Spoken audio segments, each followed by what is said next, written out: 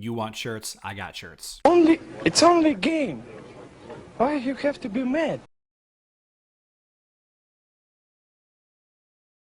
What is up, heroes of Dominion? My name is Charlie. This is Hero Wars Central, and it is a beautiful Saturday here in the Midwest. I am loving this warm weather. Now, today's video, I want to discuss a little bit about the best combo in the game. And before I take one more step further, this is my opinion. This is 100% how I feel.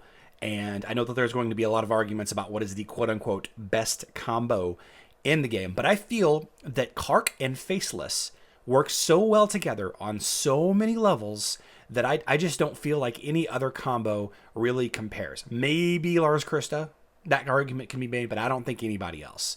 So let's talk about why. We're going to talk about Faceless first because he's got an interesting set of skills that are crucial to this whole thing happening. So let's skip Doppelganger first. Doppelganger is the copy ability. We're going to skip that and come back to it. The first ability that I want to talk about is Power Throw. Now, the green ability from Faceless raises the nearest enemy above the ground, then drops them at the center of the enemy team. It deals damage and stuns all enemies in the effective range for 2 seconds. So it is a 2-second stun for the whole team. It pushes the tank back, exposing the second hero in line. Now, one of the big things about Kark is his super high armor penetration. If all of a sudden there's not a tank in front of the second hero, be it Akira, maybe a Qingmao, maybe it's Satori, maybe it's Anvar. All of a sudden, if the tank is not there, Kark is doing massive basic attack damage, his auto attacks. He's doing massive damage to that second hero in line. And it might even be the midline heroes, depending on how your enemy team is set up. So good significant combo there just by itself. And we all know how good Kark's damage is. Chain Lightning throws a ricocheting magic missile that hits 3 enemies, deals damage, and lowers the target's physical attack for 4 seconds. This doesn't directly affect the combo. However, one of the teams that beats Kark teams pretty clearly is the currently bugged Kira Blender team, and this helps against that team. It helps a little bit. But what Kark does have problems with is mages, and his Faceless's Violet skill is Spell Expert. This is a passive skill that increases the team's magic defense. You can see here it increases the team's magic defense by 3,300. Not a lot, but it does help. It does help a little bit, preventing a good chunk of damage, a good amount of damage. So let's now talk about Doppelganger.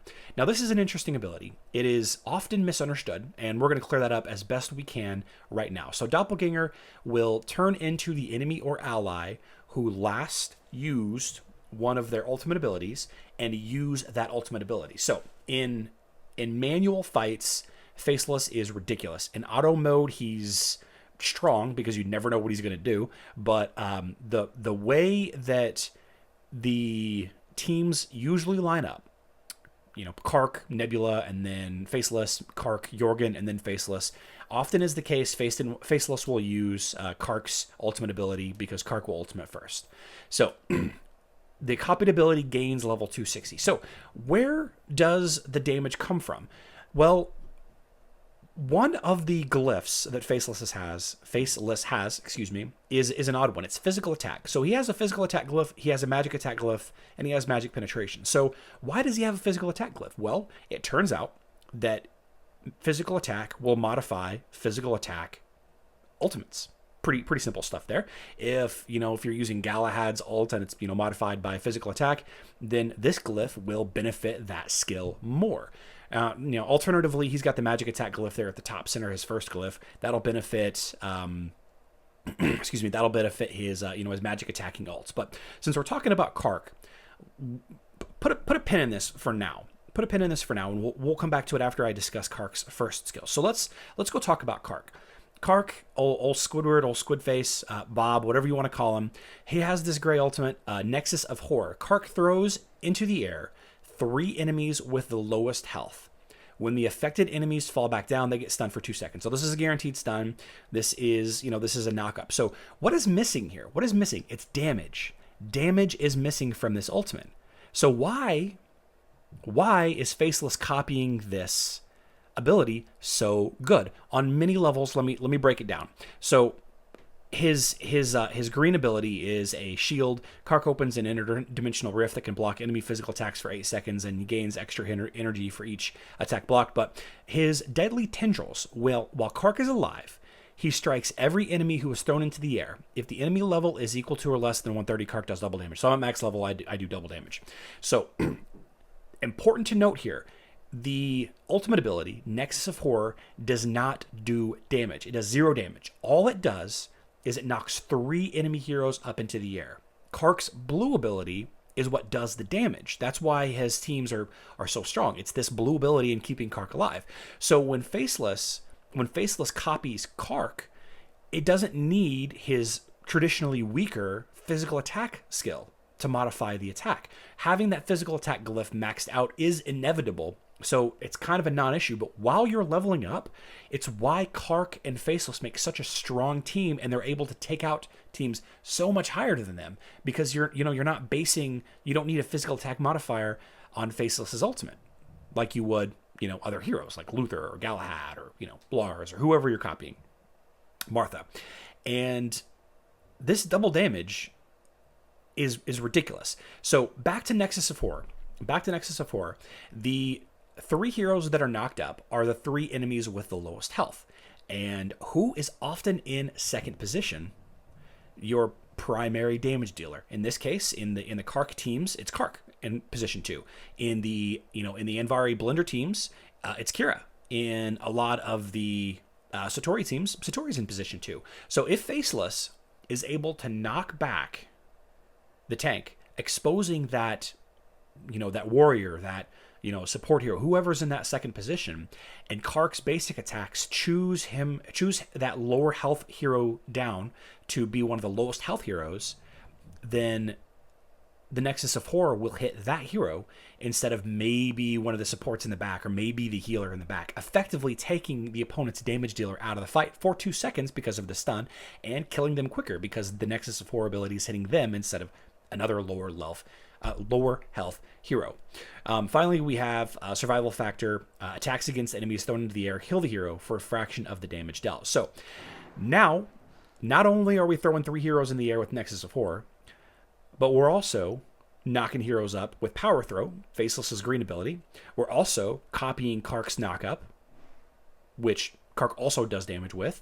So Kark, as an attacking hero, as a warrior, as your damage dealer, as your main hitter, he can keep alive pretty well. He's doing great amount of damage every time an enemy gets knocked up in the air. So you pair him with Kai and with Faceless and other heroes that can knock him up, and then boom, you've got a solid Kark team. But I feel, because of how so many interweaving levels does Faceless and Kark do well together, that in my opinion, this is the absolute best combo in the game.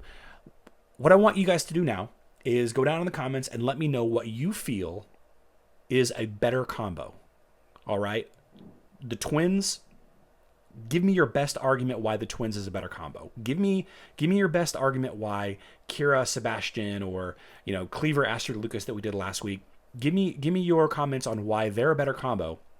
I would love to debate you with this. I know a lot about this game, but I absolutely don't know everything, and I'm being a little facetious, a little tongue-in-cheek when I say that Kark is the best hero in the game. I know that he's not the best. I'm not sure that there is a best hero in the game, unless you're talking about maybe like Nebula or Jorgen, or maybe Astaroth. But I need to know who you guys think is the best team, the best 2-hero combo in the game.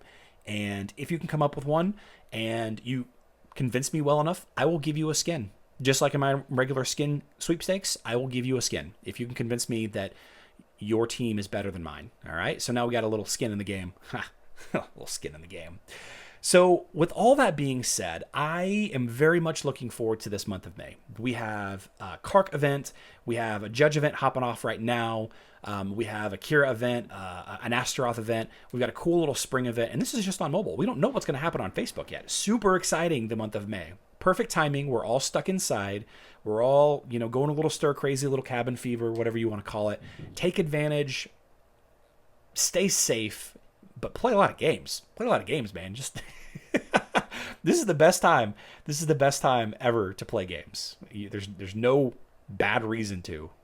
All right, unless you're married and you have to clean up the kitchen or something. So, with all that being said, let's wrap it up here. On the screen, I'm gonna throw up the previous combo team video that I had with Kark. It was an Astaroth Kark video. Check that video out if you are so inclined. I plan on doing a lot of Kark videos, a lot of Kira videos over the next couple, a lot of Astaroth videos over the next couple of weeks. I will do some Judge videos, but I don't know much about Judge, and I'm not a huge fan of Judge, and he seems to just keep, getting in my way of the videos that I want to do. That's why I'm doing this video today instead of a Judge video. So I love you all. Good luck in Dominion.